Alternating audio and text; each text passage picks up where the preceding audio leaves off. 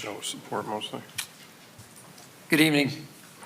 Welcome to the November 14th meeting of the Sandusky City Commission. We'll have an invocation offered by myself, followed by the Pledge of Allegiance. Dear Lord, please be with our government officials and their staff as they deal with the challenges of today. Give them wisdom on how to best represent everyone. Father, we also ask that you give our leaders courage so that even when it's hard, they will continue to boldly represent their constituents' needs and those of the most vulnerable among us. Amen. Amen. Amen. I pledge allegiance to the flag of the United States of America and to the republic for which it stands, one nation, under God, indivisible, with liberty and justice for all.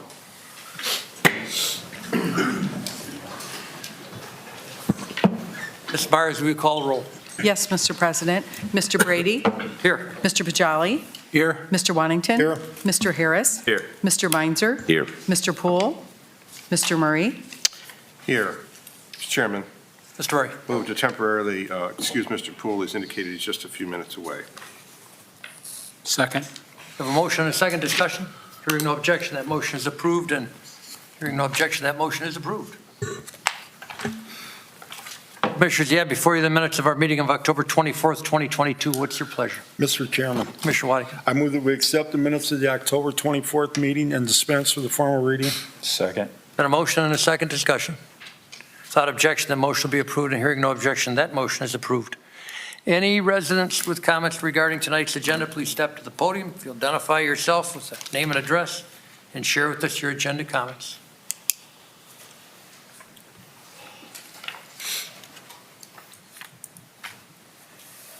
Good evening.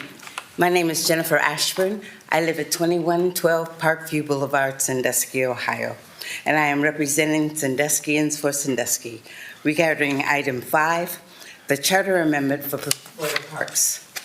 The Secretary of State states that the dates for special elections, what process was used by the city to declare March 14th as the election date. Charter Section 82, amendment of the Charter, and the Ohio Revised Code Section 731.211, method of giving notice of proposed charter amendments not less than 30 days prior to the election at which the amendment is to be submitted to the electors. The clerk of the municipality shall mail a copy of the proposed charter amendment to each elector. The city charter and the Ohio Revised Code does not provide provisions for the clerk's mailing to include city commissioners' opinions and encouragement to vote yes or no. Any such letter will be recognized as a violation of the charter and the Ohio Revised Code and subject to election law violations. Thank you. Thank you, Ms. Ashburn. Any other comments from the public regarding agenda items?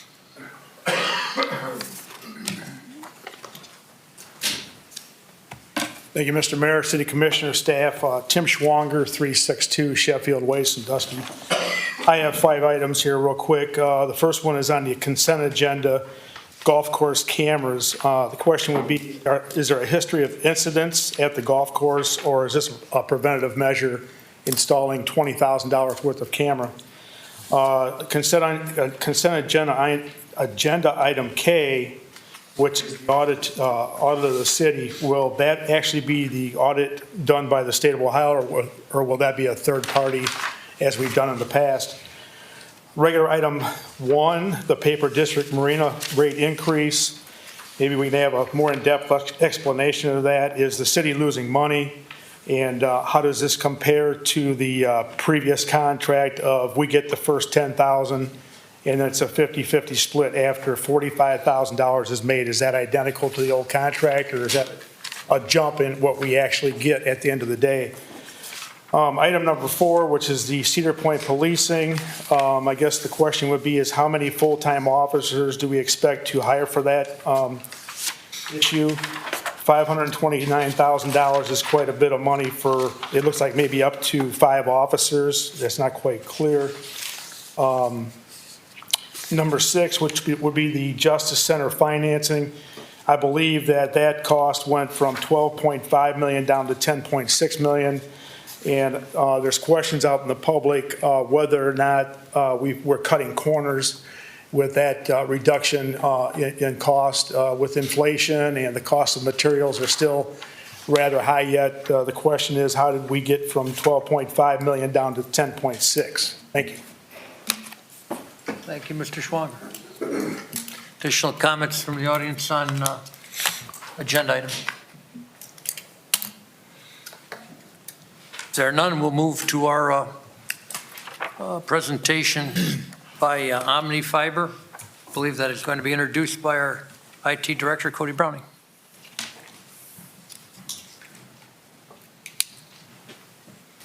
We've got Bryant here with Omni Fiber. He's going to give a quick presentation of what's to come here in the city of Sandusky. Well, it's just automatic. Good evening, everyone, Mr. President and members of the commission. My name is Bryant McAfee. I'm with Omni Fiber based out of Mason, Ohio, and I'm here to share with you what Omni Fiber's plans are for the great city of Sandusky. We are, as I mentioned, based in Mason, Ohio. We are a privately funded broadband service provider company that utilizes 100% fiber optic. That is fiber optic to the premise, not some architecture like we have today with other incumbent providers. Our leadership has been in the business for over 30 years, average. I myself have been in telecommunications for 33 years, and we've got more than 80 years of experience combined in just fiber optics. So we've done a lot of different cities. Most recently, I built out all of North Dayton, Ohio, which was to about 65,000 households, and lined up another 60,000 households for them to be able to serve in those communities. We're looking to bring fiber optic to approximately 50 communities throughout Ohio, and our key focus is on the communities like yours that do not qualify for the federal funding that's out there to expand broadband. Yet we're coming to the table and we're financing the entire thing. We don't ask for any local, state, or federal funding whatsoever. We're going to put about $17 million in the city of Sandusky, and that is to wire up your entire community with fiber optics so that you have a future-proof technology to be able to set you up for down the road, 30, 40, 50 years down the road, as fiber is the technology that's go-to for broadband. So what is fiber and what is the big interest in it? Fiber provides you the ability to have upload speeds and download speeds at the same speed. What you've been experiencing with previous incumbent providers is you get one speed down, which is always much, much faster, but you only get about 10 to 15% of the speed going back up. Now, what does that mean in today's society? We've learned over the last 3 years how dependent we've all become on having a fast internet speed at home. Whether it's we're working from home, we're doing schoolwork from home, or we're just entertaining at home. The faster speed, being able to go out and down, is extremely important, and we have learned that our appetite has grown so much larger for what we do in our households that sometimes we have more than just one computer or laptop. We may have 50 or 60 devices utilizing plugs, light bulbs, appliances, screens, cell phones, everything else that are Wi-Fi dependent or internet dependent, and this allows you to be able to have a better experience with those devices. So fast speed, fast internet, symmetrical speed, and greater reliability. The beauty of fiber optics is you don't have to amplify or regenerate the signal at the frequency you do with wire-based or metal-based products like cable or DSL phone lines. We're also big on community development. As we've been working with the city and Cody since April of this year, we've been working to find where are the things that we can do to better support the community and be a great community partner. So that's one of the things that we do with fiber. It also helps from an economic development standpoint. Many builders, many enterprise companies, they look at communities like yours and see what technology is there for them to be able to support their businesses or build homes that are set up for future growth that will give people the ability to have technology for tomorrow, not technology from yesterday. It also increases home values, and it puts a better value on the city as far as being able to attract those partners. But why us? Well, first of all, we're different because we do not require any sort of contract. We have no upfront fees. We try to keep our pricing as simple as possible. What we say it is what it's going to be. There's no hidden fees. There's no installation. You get unlimited data. Use as much as you want. You've got a hungry appetite to get content out there in the world. Go ahead and use it. Wi-Fi is included with our internet, and we also have 30-day money-back guarantees. Our local customer service is based in Marion, Ohio, and Milford, Ohio. So we are local Ohio-based. So when you call in, you're going to get somebody right here in this great state of Ohio. And also special discounts for like your fire department, your police office, your military, all of those, and your teachers. We've got special discounts for them as well. What are we planning as far as timeline? We began our process, like I said, back in April, so a lot of back office work went along with that. But we're about 70 to 80% complete with our designs at a high level and low level design. From here, what we're doing is we've begun our permitting packages that we have to do with the public utilities such as First Edison, AT&T, to be able to access their poles. Our architecture will utilize the utility poles. We know there's a lot of rock here in Sandusky, so we'll go underground where we can. Where we can't, we will utilize existing pathways with utility poles. But those require permits, and that can be the only thing that really would delay us in any sort of timeline. We're looking to start construction toward the end of January, and we're also being cognizant and taking into consideration your seasonality, so we can minimize disruption to your tourism as well as minimize disruption to traffic flow, and hopefully have this entire project completed by the time of the end of May when kids get out of school. We do a lot of communication on pre-construction as well as during construction. Cody will have this entire presentation for you, so I won't go through it, but we do a lot of communication. Not just at the city level, but at the residential level and the business level as well. We want people to know who we are, who they're going to see on the street, and why we're here. Construction, we're a little different. You won't see pedestals in your neighborhood like you do with today's technology with cable or with telephone. You will see about every 250 to 300 homes a device that's called a fiber distribution hub. From there, everything else is seamless. You cannot see things like pedestals in right-of-ways. We do utilize the entire right-of-way and easements that are afforded to us by the state of Ohio from the Department of Commerce. So we do have that already in place, but you won't see those devices. So that aesthetically makes it much more appealing. There's no electricity as well that runs throughout our system. There's electricity at the main point where we set up our shelf or our hut that we call it. That's the distribution point for the city. Other than that, there will be no electricity flowing through our network whatsoever. It's all passive optical. The vaults are all underground, so you'll always have underground, and they look very similar to an irrigation sprinkler head. A little bit larger. We call them a flower pot, but they're at ground level. Pre-construction letters, construction yard signs, door hangers, all of these things are utilized by our construction crew as they go down the street to let them know who we are, and we are branded with our vehicles, the apparel, everything. They know exactly who we are. As well as when it comes time that we're ready to light up, there's equally as much communication that occurs to let people know that we are now available for them to sign up. There's also construction feedback forms. We don't want the calls to come to the city. We want them to come to us. We want to minimize that for you. So there are ways that they will be able to put in a ticket to send back to us, and we need those tickets because we don't know if you have an indivisible fence. We don't know if you have a pet in your yard. We need to know these things, so we make it easy for residents to be able to communicate with us to let us know specifically the things that we need to be aware of for their property. There's different ways to contact us, even to our executive team. All of this is on our website, omnifiber.com. Thank you for letting me share that. I'd open it up to any questions that you might have. I'd be glad to answer what I can. Questions? Come on, Commissioners. Mr. Chairman, Mr. Murray. I guess really two. You're here really, as I understand it, to just let us know what to expect. There's no particular action that's required by any city official. There's no action that's required by the city commission.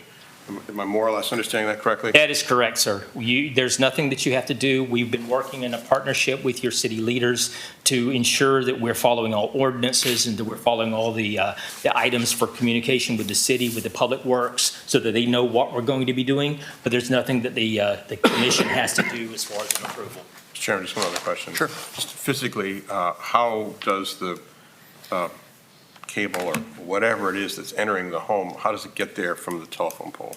So it really depends on whether the current existing structure is as a buried drop or if it's an aerial drop. Some of your homes you will still see a electric line, or you'll see a cable line that runs to the house and then it's attached to the side of the house. It really depends. Our preference would always be to do a buried drop if we can. That way it's out of sight, out of mind. Thank you. And there's only one connection point on the house. There are not multiple connection points. There's no need to wire every single room. With the strength of Wi-Fi as it today and the fact that we use mesh networks, your home will get a much more robust, even signal throughout, no matter the size of the home. Additional questions, Commissioner? Mr. Chairman, Joe? did you say the cost was going to be picked up by the federal government? No, it's picked up privately by us. Oh, and what's the incentive for you to pick up the cost? Because we know that it is also for us an opportunity to win those customers over, and we're making that revenue from their monthly subscriptions. And is this something that the city applied for, or did you come and? No, we selected your city based on what we saw from the demographics, from the competitive structure, and also because we were able to build a great relationship with the city leaders, and that's how we made our selection. It sounds like a great program. And sir, to be clear, Mr. Patel, I Yes. think you understand this, but to be clear, you're picking up the construction cost, but you are a for-profit enterprise and you intend to charge us, the citizens and customers, for the use of, for the. We will, but Yeah. you will be pleasantly surprised that the cost will save you a great deal of money versus what you've been used to paying. I'm waiting to hear that. Do you know that number? I do know that number.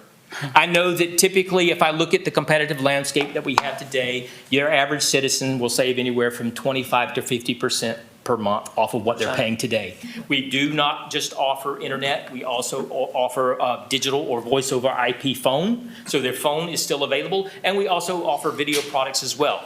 But in today's world, we know that many of us love to choose exactly what we want to watch, and we don't always subscribe to linear TV service. So the beauty of having a faster pipeline, I now can have the ultimate choice to pick and choose every single thing I want to watch, whether it's with Hulu or Netflix or Amazon Prime or any other Apple TV.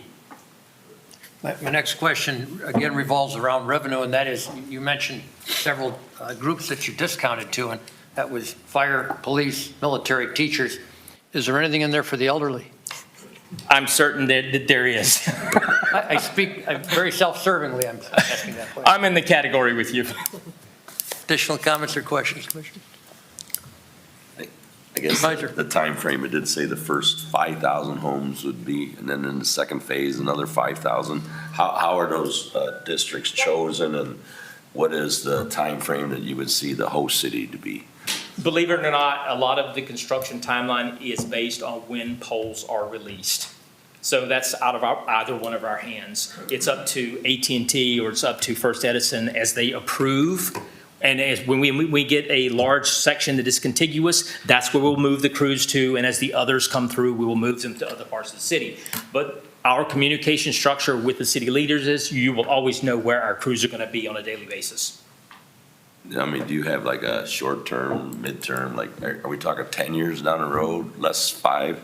We're talking in 2023, starting in January and hopefully ending by end of May, Whole city? the whole city. Oh, okay. I missed that part then. Yes, sir. We're talking about a potential of anywhere from, it depends on polls, again, which is out of either one of our hands. We have the ability to construct up to 5,000 homes per month. Oh, okay. Impressive.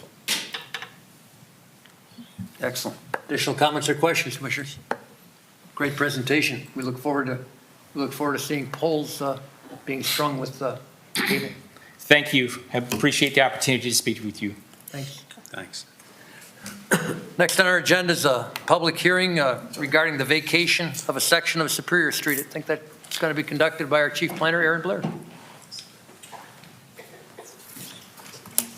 Aaron, are we having two public hearings? Is the vacation of Superior Street a single public hearing and the zoning map amendment a second public hearing? Correct. Great. And I can explain that. We'll do them one at a time. As this is a public hearing, we will entertain questions from the public as well as commissioners at the conclusion of your first presentation. Thank you, Commissioner President Brady. So this is a public hearing to discuss the application, the petition for vacation of a part of Superior Street. It was applied for by the Erie County Board of Health from a recommendation from our Public Works Department to vacate a portion of Superior Street, and I'll read the parcel number since we're in a public hearing here. Located contiguous to 301 Superior Street, 420 Superior Street, parcel 59-00889.001 and parcel 59-62001.000. It would take the other parcels listed here are 59-00889, 59-64010, 59-62001, and 59-00889.01. The health department is creating a new entry to their facility to make it much more approachable publicly and have a sidewalk walking up to it. Part of this is some wayfinding signage that they want to install and being able to orient the traffic that comes into the site to a couple different places where people can park. And they were seeking approvals to construct part of that in the public right-of-way. Due to the streetscape standards that we have, it would be a lot easier for them to construct their new entry if it was in their private property. So they sought vacation of just a very small portion of right-of-way from the Planning Commission. And at the September 28th, 2022 Planning Commission meeting, the Commission recommended approval of the vacation. Questions or comments, Commissioners? Mr. Chairman, Commissioner Poole? is there going to be a display to show the public where this is? There Those is, numbers aren't real in the meaningful. Planning Commission report that's also attached into the City Commission packets on the website, that all of those diagrams are available. Good. Additional comments or questions, Commissioner? Comments or questions from the public regarding the vacation of Superior Street? Thank you, Mr. Mayor. Aaron, she mentioned that the Planning Commission approved this. I don't know if you guys get the minutes from the Planning Commission meetings or not, but there was concerns at that meeting regarding our inability to do anything with our Sandusky Bay pathway once this is vacated. So I think Mr. Zuloff led that conversation. So that's a concern. I don't know if it's too late for this body to do anything with that or make adjustments to that, but that was a concern that was raised at the Planning Commission. Thank you. Thank you, Mr. Schwanger. Additional comments from the public regarding the vacation of Superior Street? Mr. Chairman, Commissioner Poole? could we, since we don't have a drawing to understand what we're doing here, could you just address what he just brought up? And just explain to the public so they understand what's going on?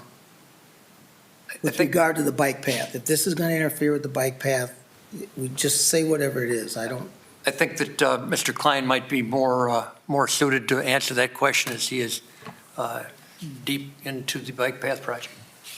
Yes, sir. Through the commission president to Commissioner Poole, we have obtained the easements that we need for the east-west route of the bike path from the health department that is on the west side and the east side, just south of the parking lot. So this will not affect the bike path as it goes east-west. Now, there was an idea of taking the bike path from the northeast corner of Lions Park around the northern, along the shoreline, and connecting it back around the rehab facility and down to Superior Street. That is something that we'd still like to do. The county commissioners own the parcel to the north of that rehab facility. And this property where the rehab facility is and just to the south of that is now owned, my understanding, by the health department, it was transferred. So we've gotten everything that we can. We'd still love to eventually take that route north of the building along the waterfront there and then back down to Superior Street. Superior does dead end into property owned by the health department. So there was, I think there was a misconception that the right-of-way went all the way to the shoreline at the Planning Commission meeting, and that's not the case. It dead ends here. We're just taking that private property really and extending it a little bit farther to the south. And the big reason for that was that it was proposed was because it's somewhat of a roundabout to help with the traffic flow, that if it was in the right-of-way, there's no way that we could have properly maintained it, plowed snow, done those things, because it would have been a little bit of a roundabout. So as far as the bike path is concerned, this will not affect any of the plans of the bike path running east-west connecting Lions Park back down to Monroe Street. It actually, the health department has been very good to work with to ensure that the bike path is not affected negatively and actually enhanced and improved throughout this process with landscaping and other things that they want to do. Thank you, Mr. Klein. Mr. Chairman, I still, Commissioner Poole. I looked at the plans for the roundabout, and it looks very good. As you view more information, it makes more questions. So we're going to run, Superior runs from Monroe to private property. And on the other side, I'm going from the drawing that's not in front of me from what I remember of it. And then on the other side, it's street again, going to the waterfront. You just said that maybe I misunderstood you. Superior Street runs and dead ends at? Through the commission president, dead ends at property owned by the health department. And then north of that, there's another property owned by the county commissioners. So it would, to get to the waterfront, we would have to get easements from both the health department and the county to get up and around that building. Okay, from the drawing, the road runs all the way back to the back building at the health department, the main health department, and there's a second building behind it. You're probably not familiar, but the road goes all the way there. From the drawing, which is not here for us to refer to, it appears that this private property that we're about to make sits between our access and the access to the back of that building. Is that correct? Through the commission president, it appears that the road goes that far, and I think the road was designed to go that far, but there must have been a property transfer at some point because a portion of the existing road is actually owned and maintained by the health department now. Okay. So that road, it does go, but it becomes a private road once it hits the health department property as it currently sits. Okay, so essentially everything from the roundabout back will belong to, then they will maintain it and so forth. Okay, thank you. Additional comments or questions? Mr. Chairman, Commissioner Pajala? I seem to recall, and this is revisionist history, but I seem to recall when the health department, the county, wanted to change the use of that building, they had to come for a public hearing. And at that time, they said they would give consideration to allowing us to go along the coastline there, the north piece. So maybe that's something that we can reach out and talk to them about.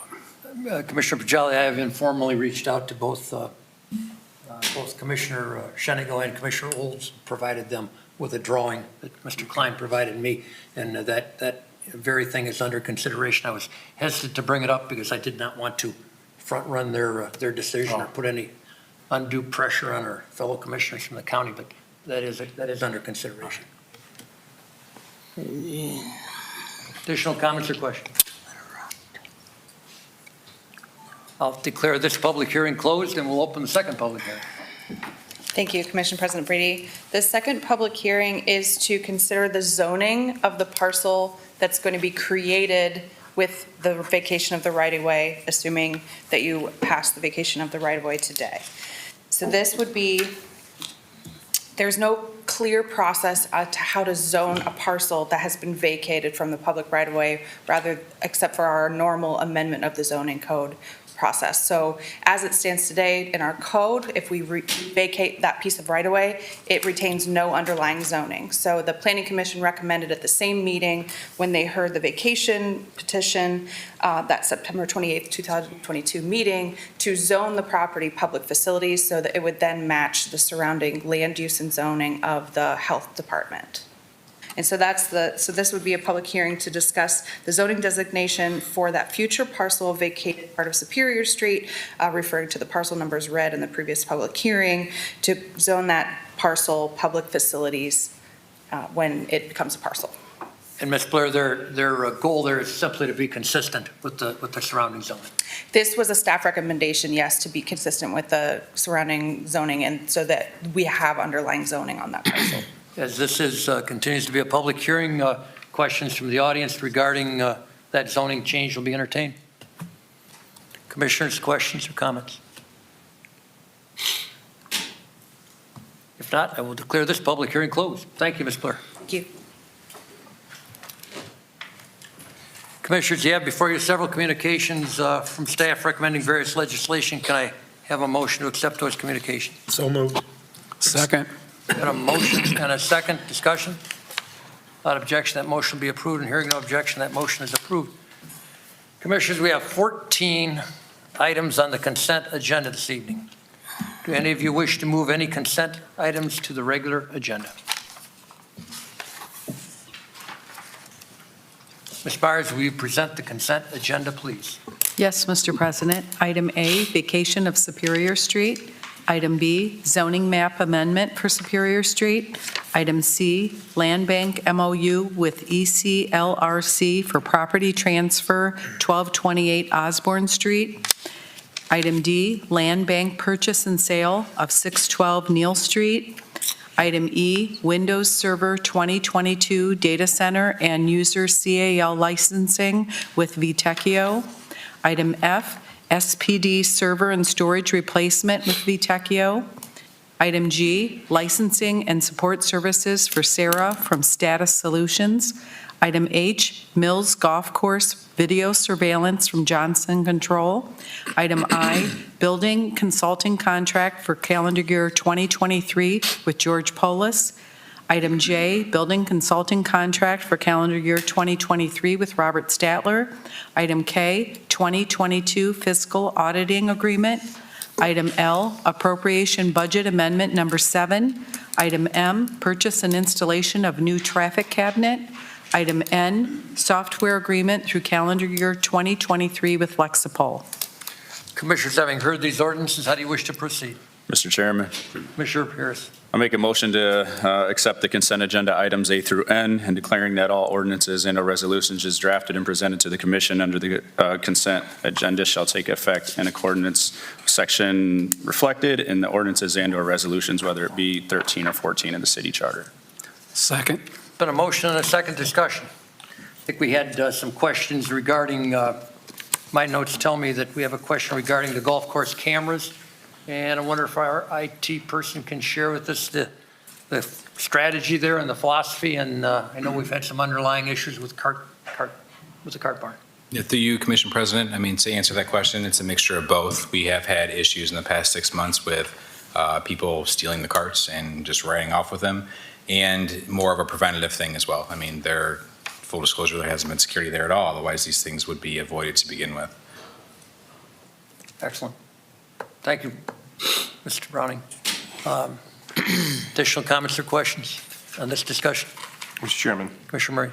just note that the state of Ohio will continue to perform our audit next year pursuant to this legislation. That was regarding item item K.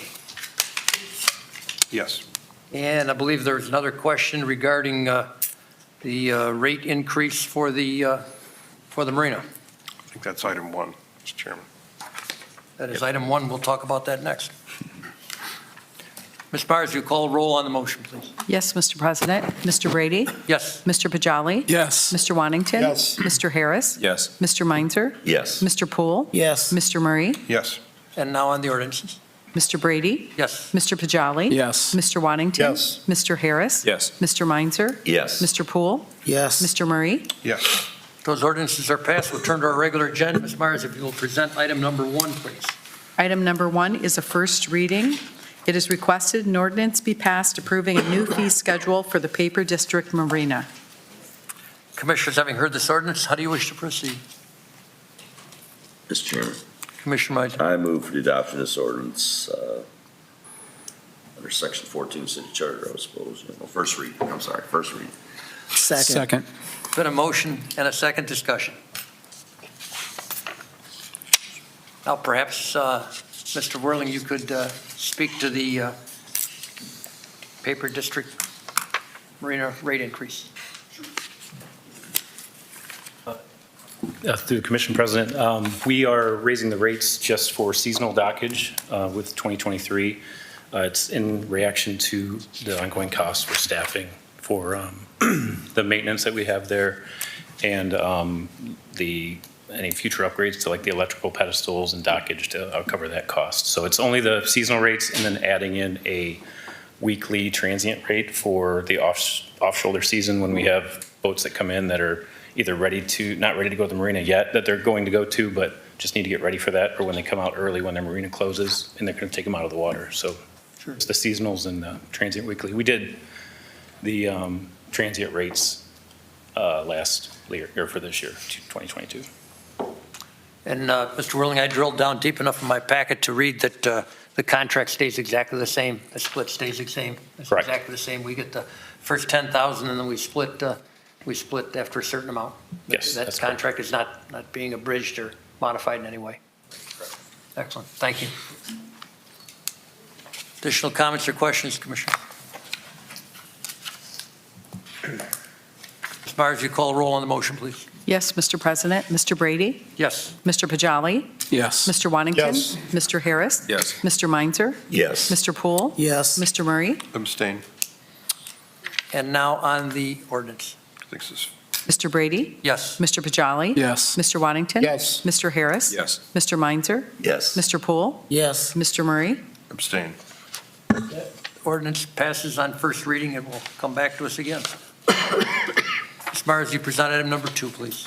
It is requested an ordinance be passed authorizing and directing the city manager to enter into a contract with Birch Hydro Incorporated of Fredericktown, Ohio for the WWTP wastewater treatment plant secondary digester and number 3 cleanout project, and declaring that this ordinance shall take immediate effect in accordance with Section 14 of the city charter. Commissioners, having heard this ordinance, what is your pleasure? Mr. Chairman, Commissioner Waddington. I move for the adoption of this ordinance under suspension of the rules in full accordance with Section 14 of the city charter. Second. Been a motion and a second discussion. Mr. Klein, we're doing some work on the digester. We're doing some digesting. So this project is the kickoff really to the dye store unit, to replacing that membrane. We need to clean the digester, dispose of the material.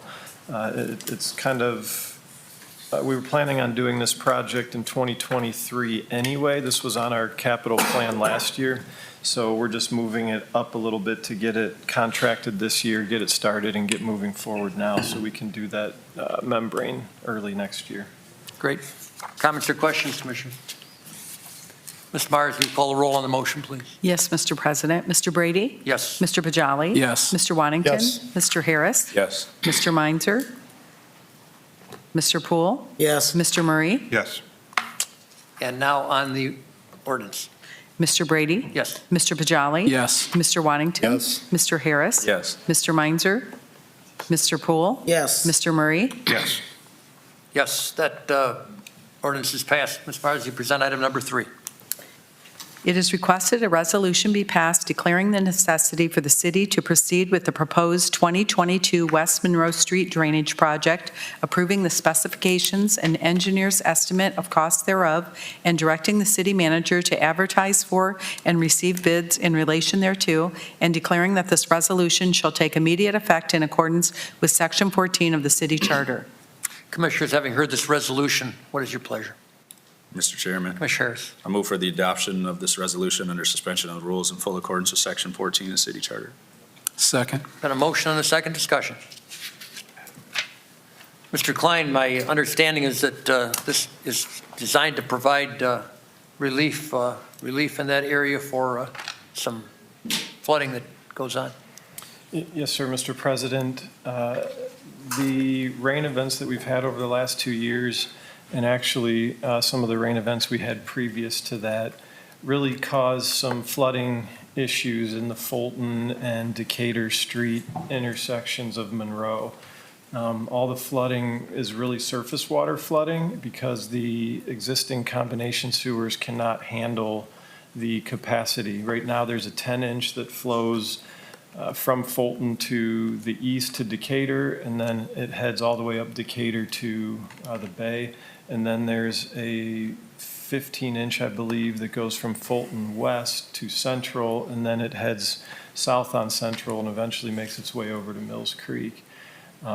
Both of those are combination sewers, and when they receive a large rain event, they really get flooded and reach their capacity awful quickly.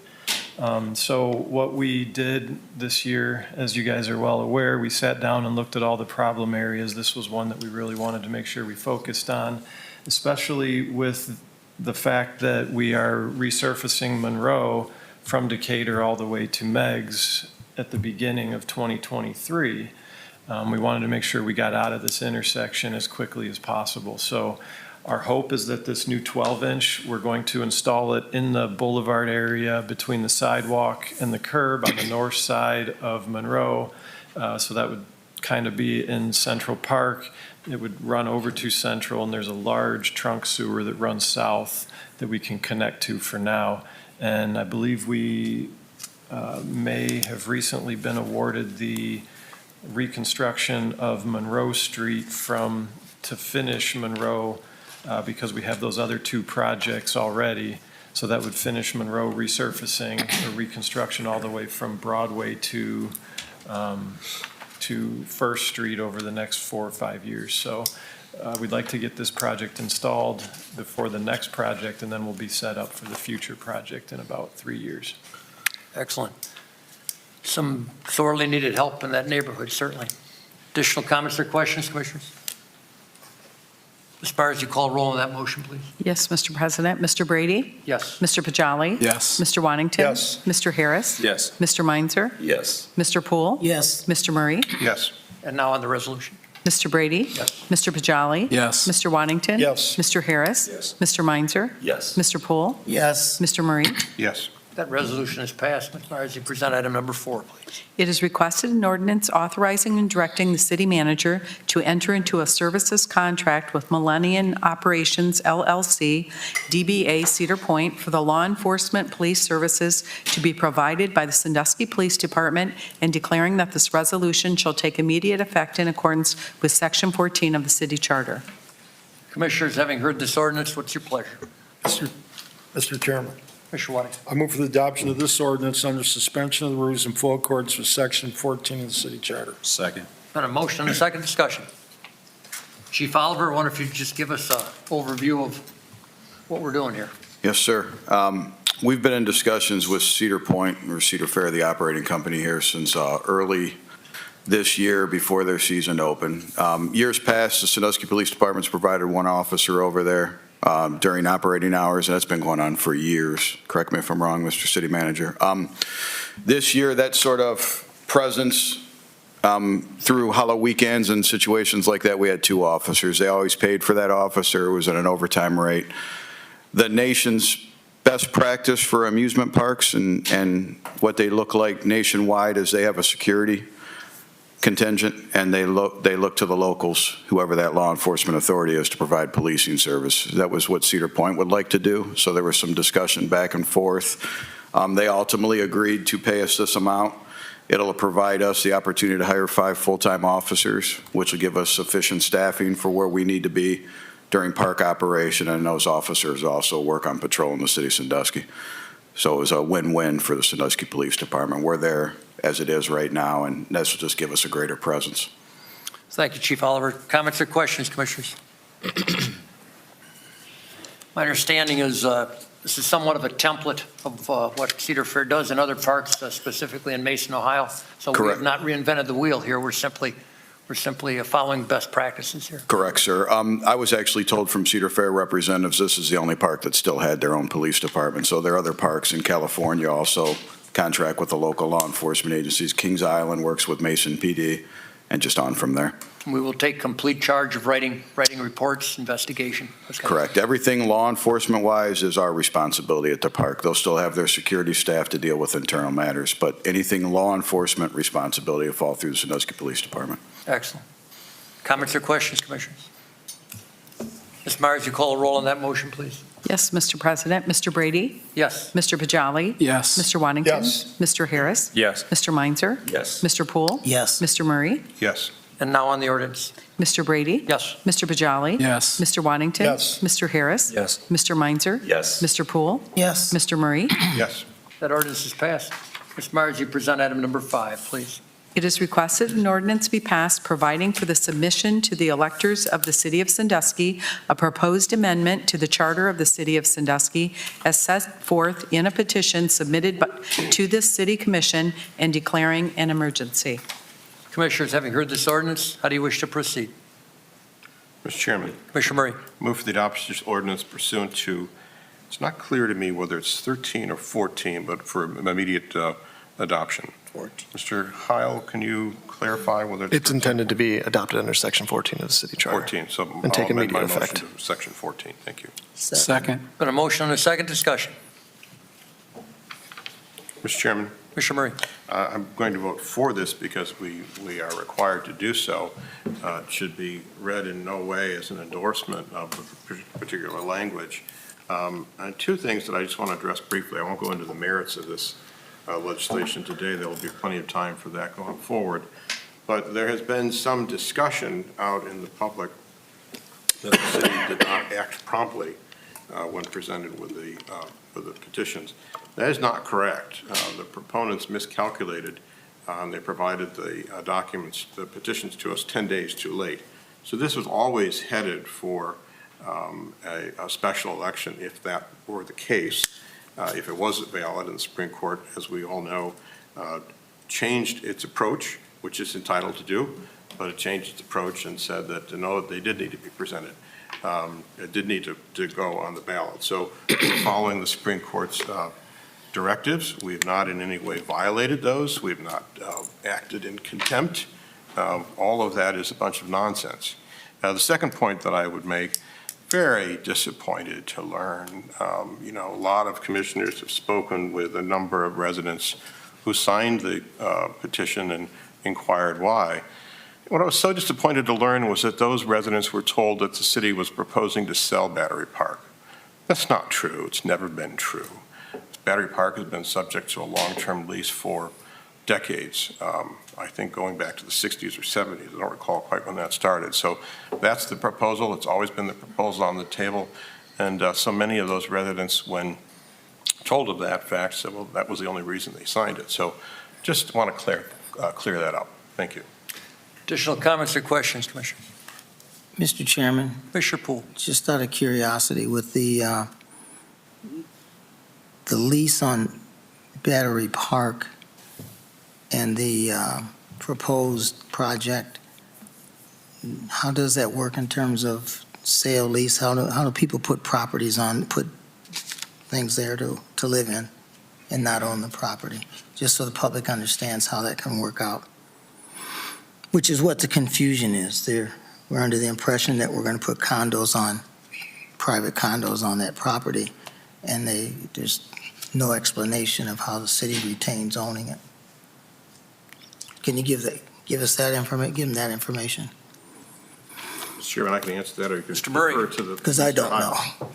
Mr. Heil, do you have an answer? The existing lease for Battery Park, the existing ground lease, contemplates that gives the developer the right to develop the land, but the city will always own the land. Also, a good portion of Battery Park is actually submerged land, which actually neither the city nor the developer owns. It's property of the state of Ohio that we lease from the state of Ohio through a submerged land lease, and then the developer is a sublessee of that. So the underlying land ownership is owned by the city. Generally, when these are done, the lease is a long-term lease, so structures are allowed to be built, but the underlying land still retains ownership either by us or by the state of Ohio in the case of the submerged land. This land, what access does the public have to this land that we're putting buildings on, that people will live in? Are they our renters, or I don't understand?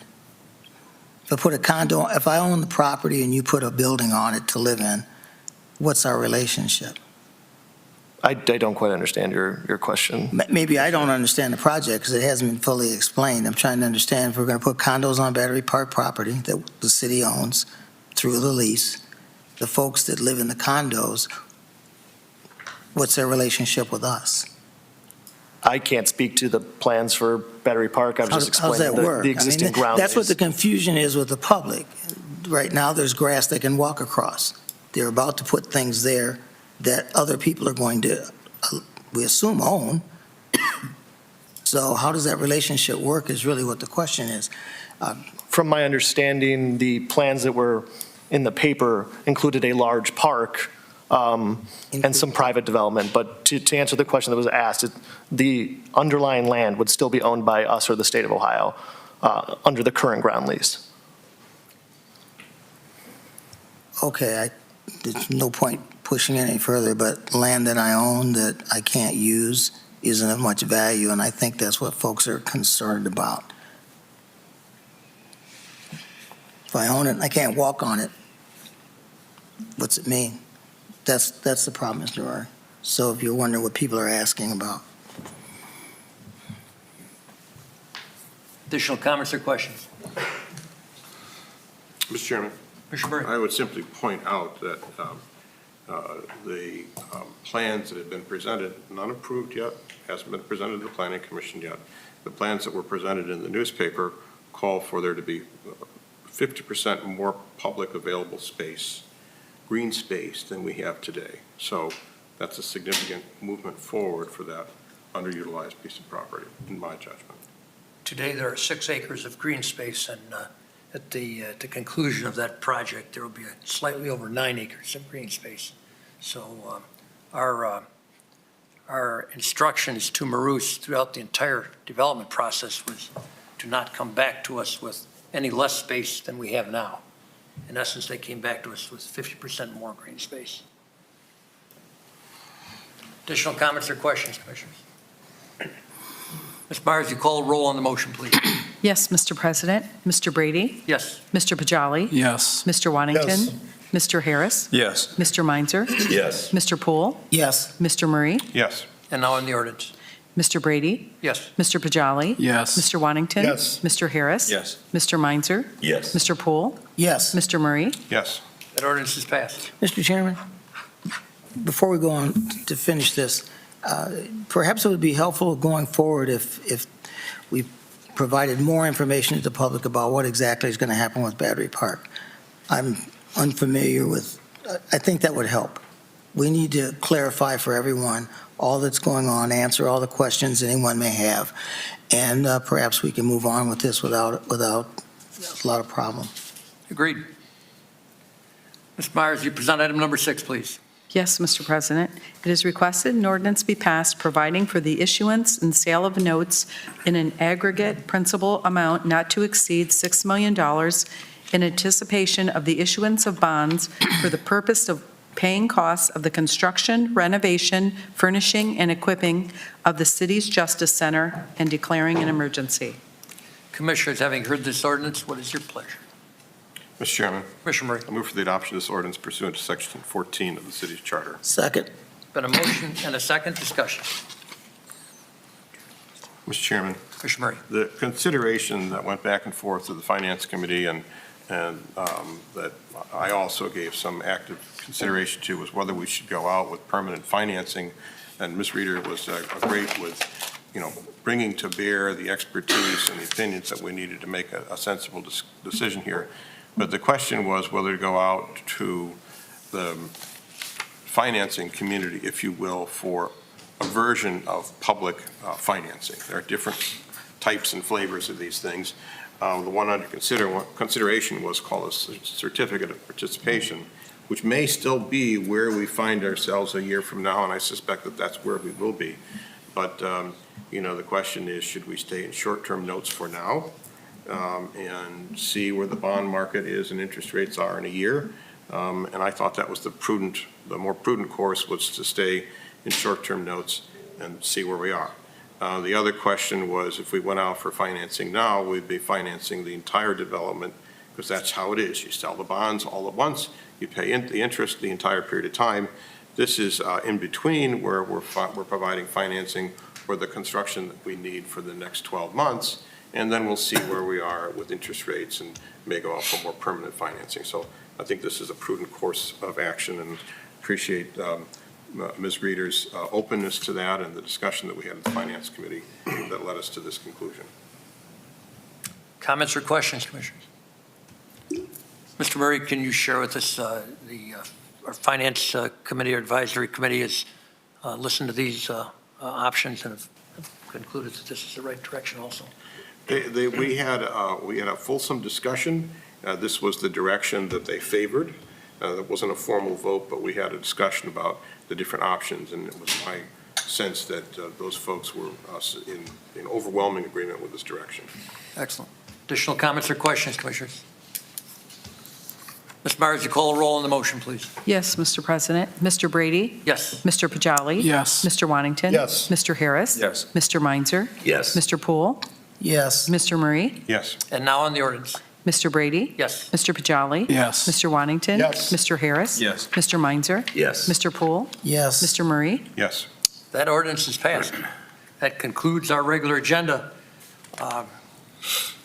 We have with us I'm going to break out of our agenda for a moment here. We have with us tonight a special guest. Mr. Whoopster, you were late. You were late once again. I've invited our former city manager to join us this evening so we could formally express our gratitude to him for the more than 8 years that he spent in this community, and really to congratulate him on the recent opportunity that he's received to be the Chief of Staff of Cuyahoga County's newly elected executive, Chris Romaine. Mr. Webster, I think it's only appropriate that you step to this podium and take the beating that we're about to give you.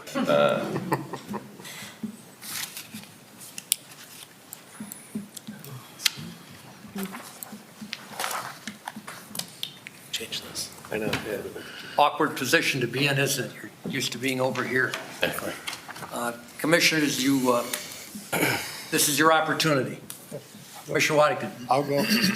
Hopefully we'll get another cold beer, but For sure. I'm going to miss your energy, passion, and your vision. Tremendous amount of energy. I can't see anybody that's going to be on our list coming in that'll have the drive that you have. So for me, that's the biggest thing I can say. I really appreciate your time. Thank you. Mr. Chairman, I saw Mr. Whoopser walk in, and I thought, geez, he looks younger already. It doesn't have to deal with these 7 commissioners anymore, but our loss is certainly Cuyahoga County's gain. I know you told me a long time ago you and Chris go way back, and you wanted to work with him if you ever had the opportunity. So I can only wish you the best, and it's been great working with you, and I know you do a fine job. Commissioner Harris. I just made a few notes, really just some key words, courageous, focused, innovative, resilient, trusting, and inspiring. Those are just a few essential qualities that our great leader really just possessed. And we were the great beneficiary of that as a city of Sandusky. And so I just want to say that I appreciate all that you've done, not just for this great city, but also just the wisdom that you shared with me personally over the last few years. So I wish you and your family the best, and thank you from the bottom of my heart for just being such an inspiration. Commissioner Meinzer. I think what impresses me most about Mr. Whoopser is I went to school with his mom and dad, and I knew them. And I'm really always proud to see our kids, what I would say, succeed and take over and lead and be successful. That's what I always wanted from my kids. And, I was the first boy in my family to for my grandparents to ever graduate high school. And both my kids have master's degrees, and then to see you succeed and lead the host city and how powerful. And you and I talked over beer, and you talked me into running as city commissioner, so quitter. And I'm just saying that, but I did. Yeah. But it's been a fun 3 years working with you and watching your energy. I was always worried you're going to have a heart attack, but so you don't look quite as red tonight as you usually did. So yeah, I'm glad to see you relaxing. Good luck. Commissioner Poole. Eric, you're leaving our city much better than you found it. You've given us more than 100% all the time. We feel better about ourselves. You actually, your path to success for the city is something that we will be able to follow after you're gone. And you weathered the good days and the bad days like a trooper. But all in all, I'm glad that you are here, and you did do a good job for us. Thank you so much, and good luck in the future. Thank you, sir. Commissioner Murray.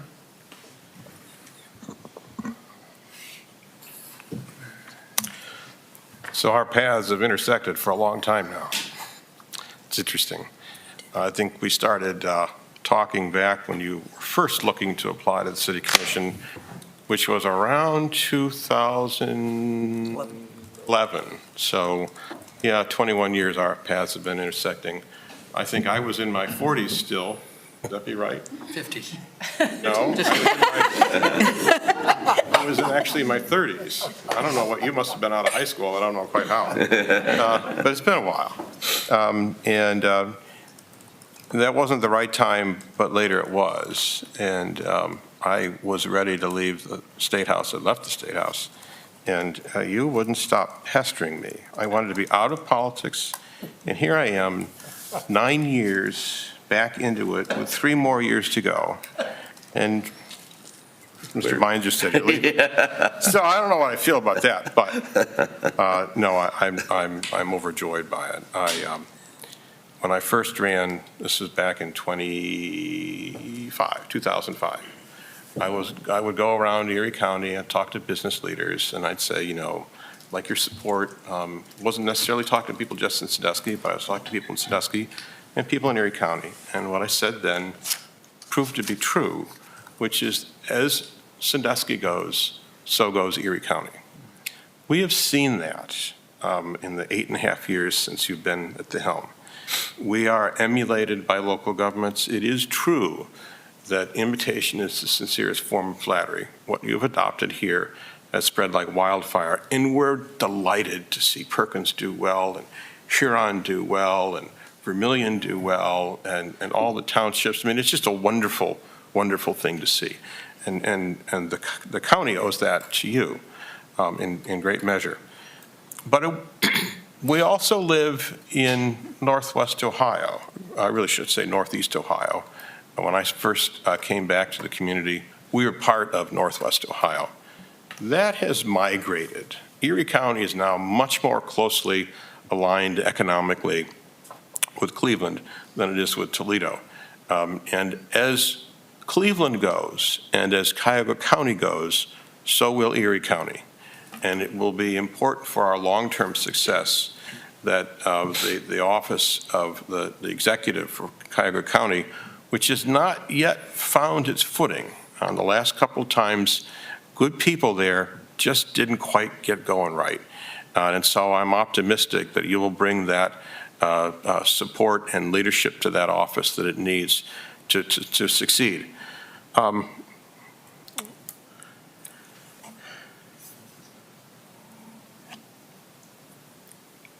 Sorry. When I sent my children off, when they left home, I embarrassed each of them. It's true, I did. They remember it. But they're back now. They're back, and I can see why they had to leave so they could come back home. I expect you'll be back, and I look forward to that. Thank you.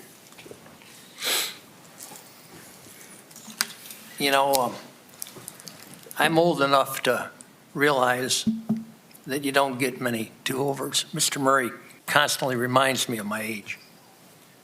Mr. Whoops was my do-over. In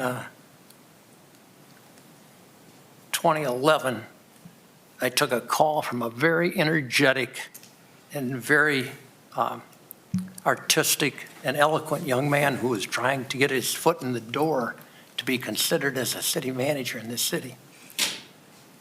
The company that we hired to conduct that search limited applicants to either city managers or former city managers.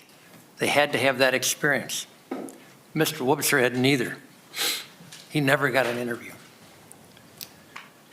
It turns out I had less experience as being a commissioner than he had as being a city manager. I allowed that to happen for him not to get an interview.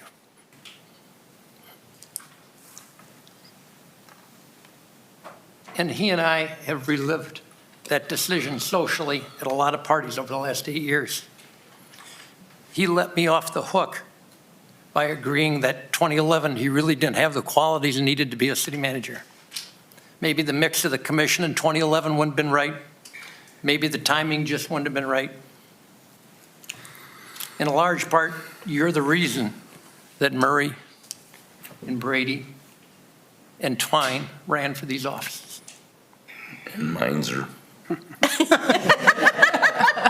Meinzer and Waddington and Picali and Bull and Harris. too, The rest is really history, and it's really a pretty good history.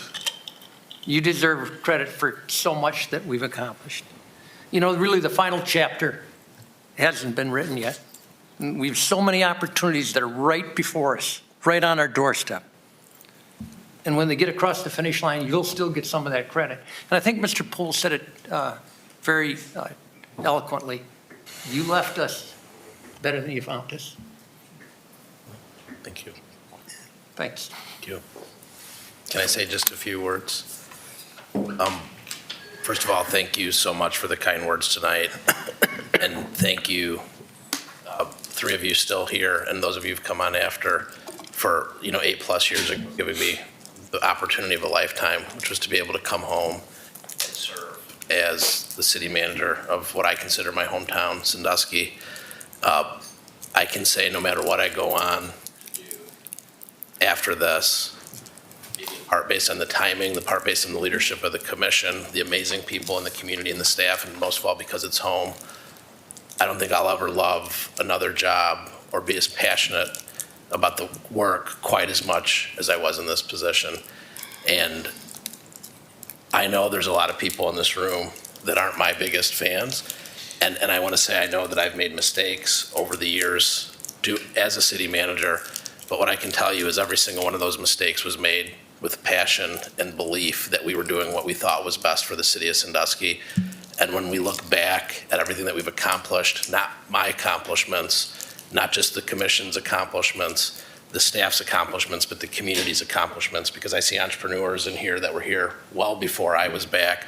And part of the reason that I wanted to come back to Sandusky was because I remember one of my best friends growing up, Joey Castle, was making videos and posting them online called Town Go Boom, and I would see them he'd send them, and I'd just become so emotional. And then I'd come back and see places like Zinc opening, and you could see the spark, you could feel the potential. And I wanted to come back because I believed in Sandusky. And I can't thank you enough for believing in me and giving me that opportunity. And what we did here is believed in Sandusky enough to ask it to invest in itself, to support those who stayed here, who are coming here, who are making investments. Not only the staff that's here tonight, as amazing as they are, and you're in great hands with John, but the staff that came before, some of whom have already moved on to really great opportunities. And some of those communities, Dennis, that you mentioned that are emulating Sandusky's success, I don't think you would have saw a decade ago Erie County, Huron, Perkins, trying to hire the best talent from Sandusky because they wouldn't have considered the best talent as coming from Sandusky. The fact that that's happening now, the fact that people continue to reinvest into this community is a testament to all the hard work. And for that hard work to continue, all Sandusky has to do is to continue to believe in itself, continue to push forward to make positive changes in this community. And I know that will happen because of the leadership of the community, because of the amazing talent of the staff, and because of what an incredible community this is, that at the end of the day are blessed with. I think Mike Meinzer said to me once, where else would you want to build a city instead of Sandusky, Ohio? You go out there and you look at our shoreline and overlooking islands and peninsulas, and it's just a naturally beautiful place. It's the type of place where people who love cities would want to build a city. And to be able to do that in my hometown over the last 8.5 years has been the greatest honor of my lifetime. So thank you for giving me that opportunity. And I do hope that I'm back in some capacity someday, whether it's a resident or professionally. This is my home. It's where my family is. And thank you so much for everything that we've been able to do together.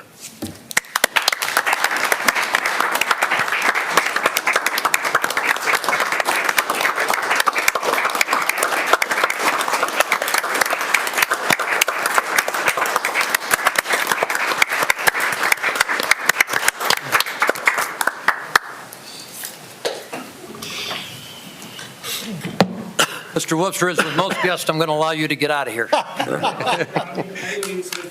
Okay. We'll turn to our interim city manager for his report. Good evening, commissioners, audience, and staff. I'll follow Eric's lead on that, but I personally want to thank Eric for the trust that he had in me a couple years ago.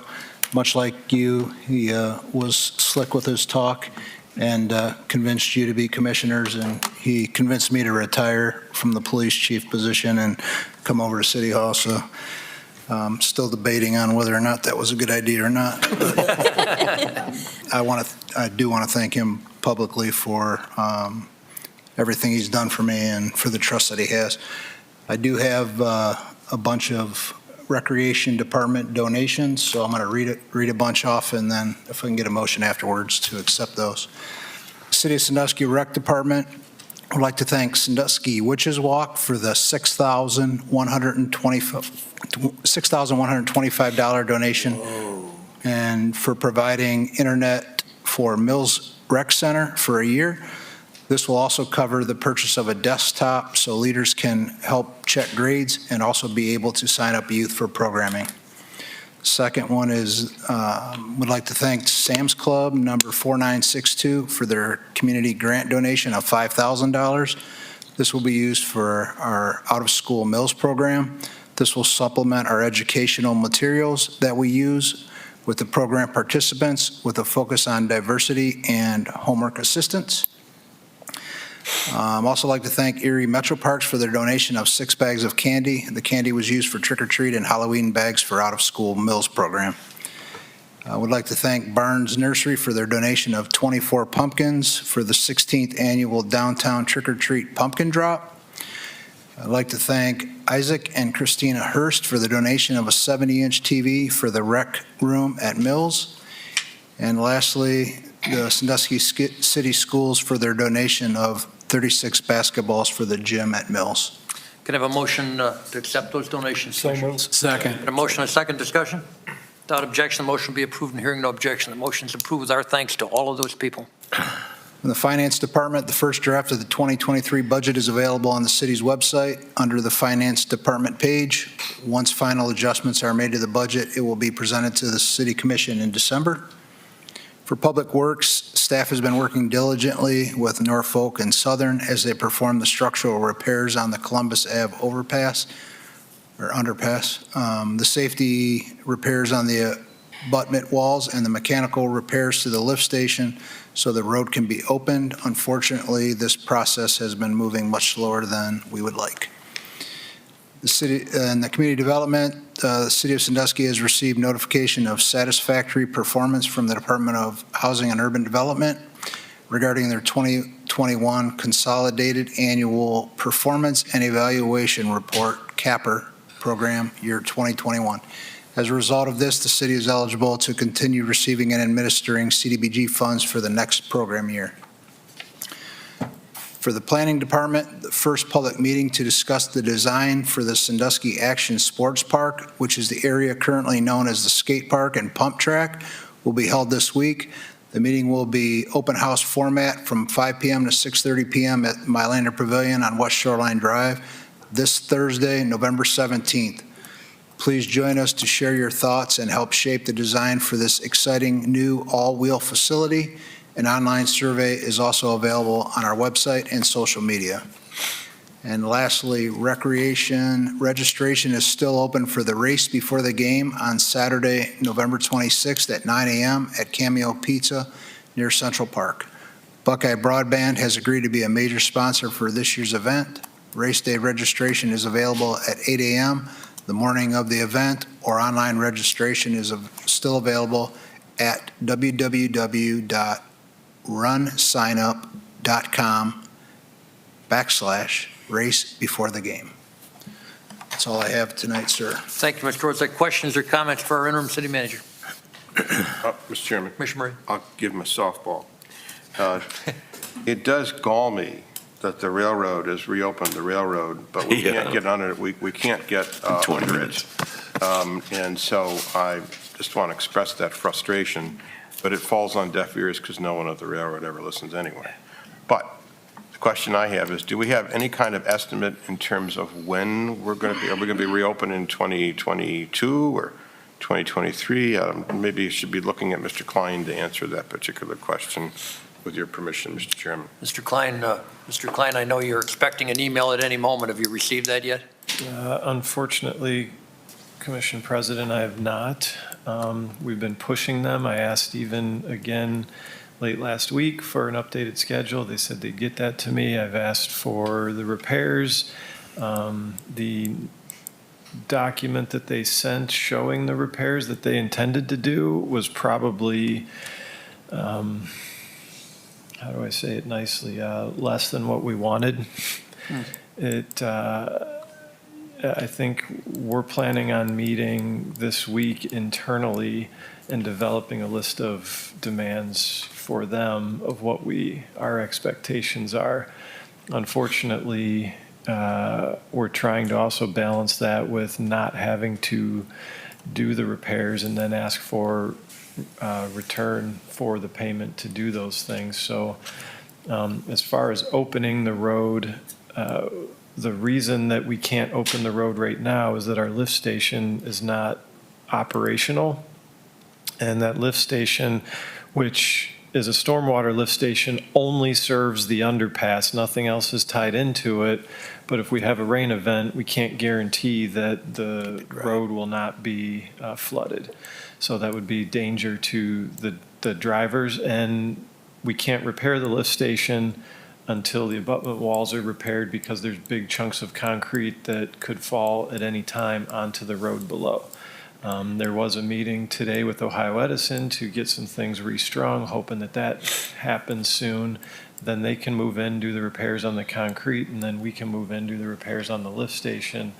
I think what will probably end up having to happen with the road is to add some cold mix into the areas where the train cars hit, and there's some deep depressions, 3-4 inches down, to get us through the winter once we do open it, and then they'll have to come back in the spring and resurface everything that they damaged. We're looking for sidewalks, we're looking for some curb, we're looking for handrail, there's crash barriers, lights, signals, things like that, and that's everything in the traffic part of it. We also have a lot of lift station improvements that need done as well. We are a long ways off. Mr. Chairman, if I may follow up. Mr. Murray. I'm not looking for an answer to the question now, but somewhere between Mr. Heil and Mr. Klein, somebody, at some point, if someone could give us some advice in terms of what the standard is here. I assume that there's federal law that requires that if there's a derailment that the railroad is responsible. We're not the first community to sustain a derailment. Maybe this one's a little bit unusual, but I'd like to get some guidance in terms of what our leverage is. And again, that's a legal matter, and I don't expect that to be provided in an open meeting. Thank you. Additional comments or questions for the city manager? Now we'll move to items of old business. Any items of old business? Items of new business. I have a housekeeping item under new business. I'd like to request a motion to appoint myself and Commissioner Harris to the Finance Benefit Committee. So moved. Second. A motion and a second discussion.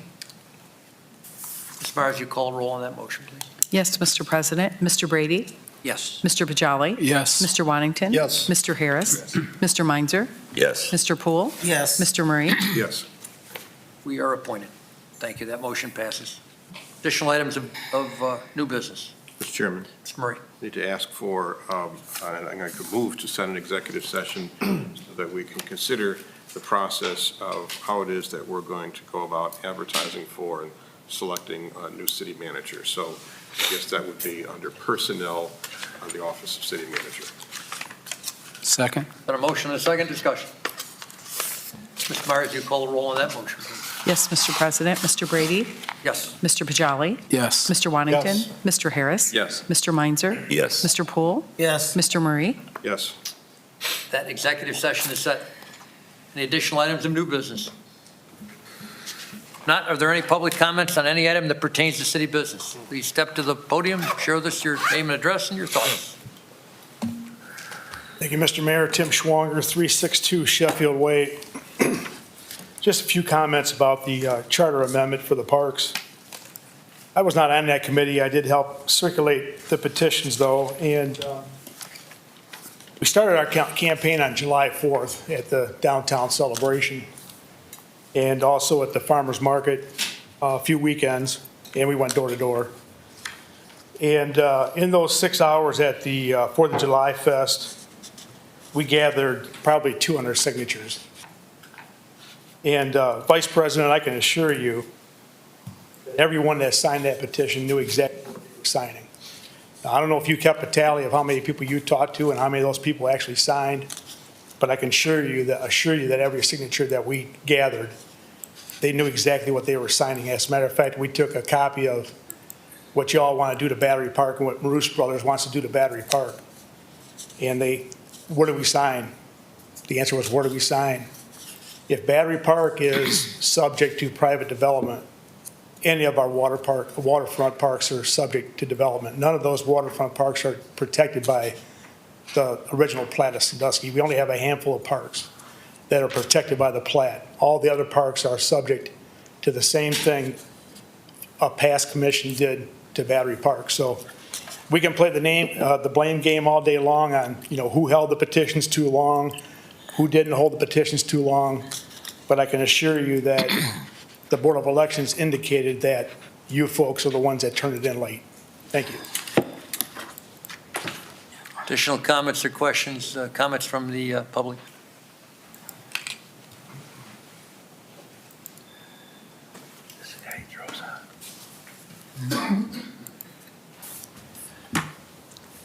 Mr. Mayor, fellow commissioners, staff, and residents, my name is Christopher Weedle.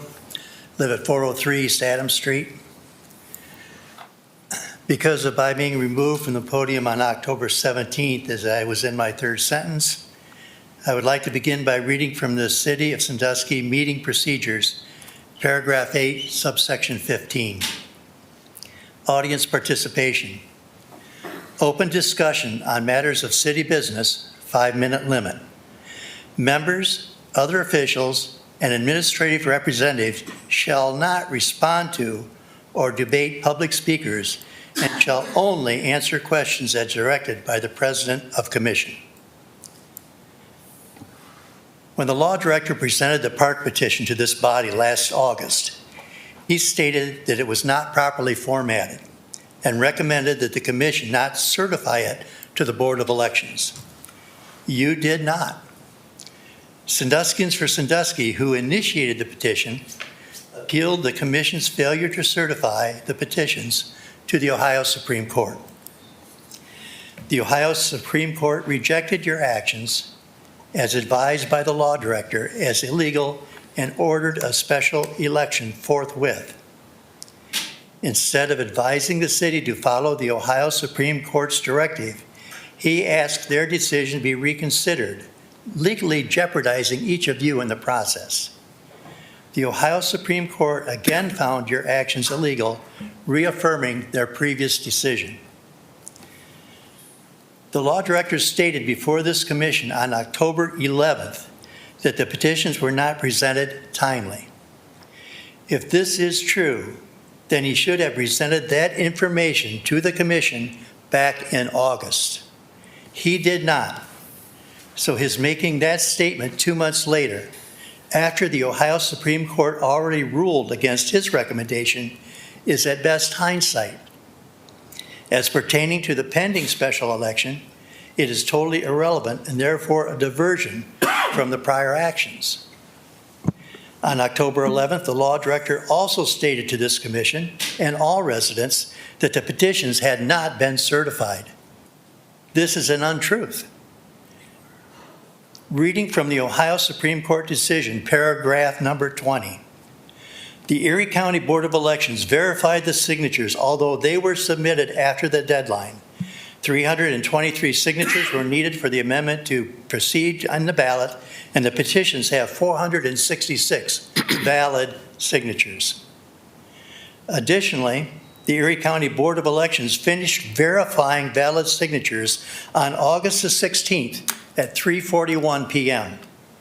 A board member, witnessed by another member, then immediately called the city to inform them of sufficient signatures on this petition. The only certification not received was by the very individuals he was addressing. That would be you. Rather than call for a commission certification, he moved on, leaving the impression to the casual observer that the Board of Elections had not certified the election.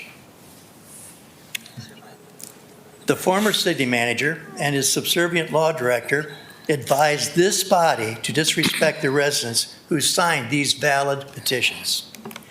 The City of Sandusky organizational chart codifies the residents as the ultimate authority.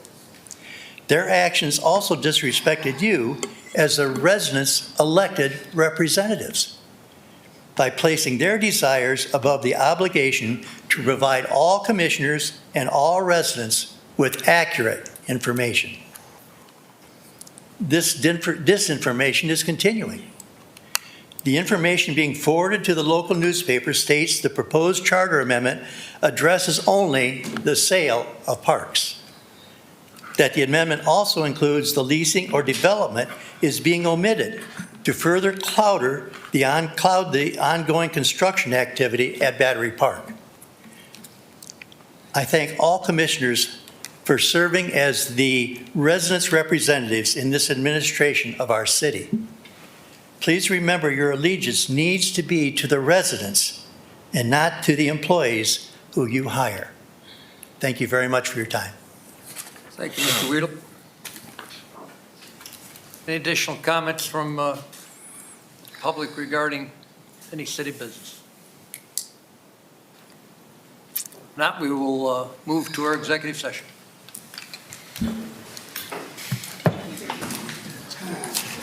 Yeah. Okay. Yeah, I finally got it. Certification, November 3rd. Yeah.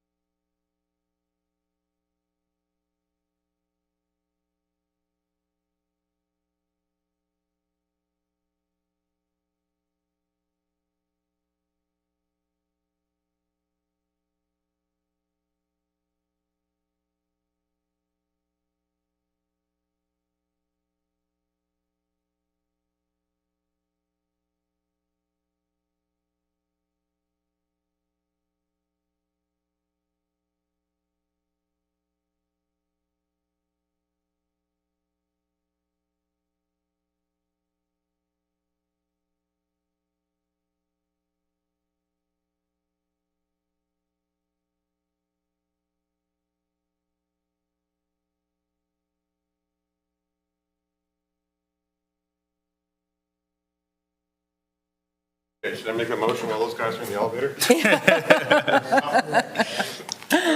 We don't have a quorum. So I have to only put 6 voters on the one where Mike left, correct? Yeah, Okay. yeah, that's happened.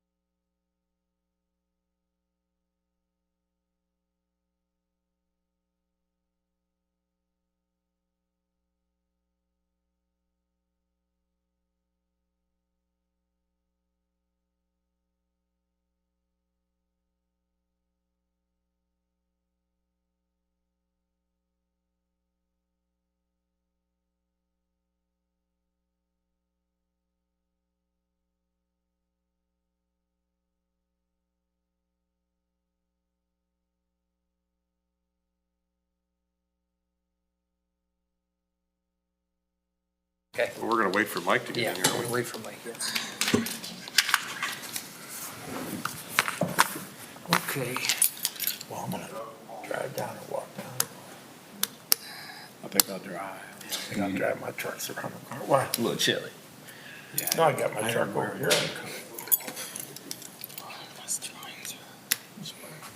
Huh? I think he said you are. I got some folk money. You always carry your bankroll, man. You always carry your bankroll.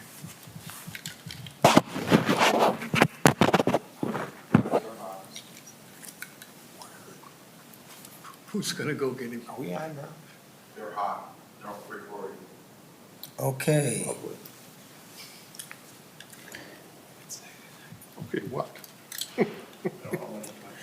This is dead space. You're never supposed to do that on TV. I know.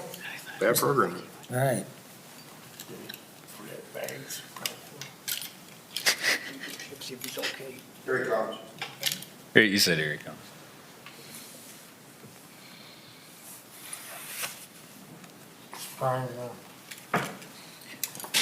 We'll be joined shortly by Mr. Return from Meinzer. executive session. Mr. Chairman. Mr. Murray. I have a motion to make. I move that we commence advertising for the position of city manager. The commission has a description of the city manager that we've considered, and I would make that a part of the motion.